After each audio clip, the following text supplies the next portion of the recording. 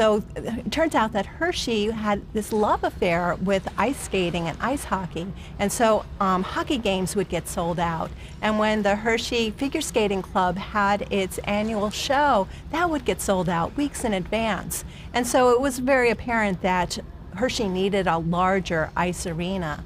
And so they approached Milton Hershey, and he agreed. So Dad went out to visit the various hockey venues at the time.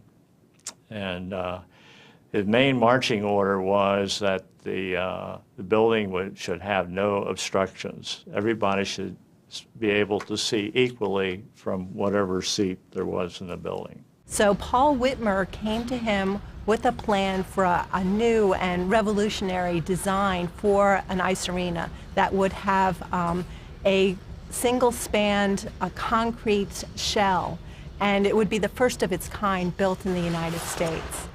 Mr. Hershey was a great visionary planner. He had a lot of foresight, and he built this arena back in the 30s when people said it couldn't be done. Yeah, it's got the roots, the history, the bones of the community in it, if you will, and the fact that it was built by Mr. Hershey, built, by local labor, and worked by local people, attended by local people. It is the community, and some of the greatest names in show business came through this town thanks to this arena.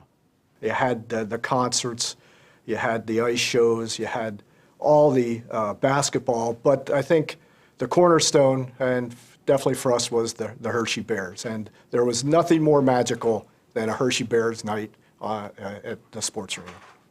I think it was part of Milton Hershey's enlightened look at things, and I think he viewed hockey as a venue for entertainment and providing a source of entertainment for his community. You think about all the events that are chronicled and all the championships and all the great things that have happened here, but when it comes personally, it's about the feel, the sights, the smells, and the sounds that this place. And I remember when I walk in here, it's the caramel corn at the East End being made. It's Mitch Grant at the Arena Oregon, and when the Bears took the ice to the strains of Running Bear or Teddy Bear Picnic, there was just such an adrenaline rush that I remember today.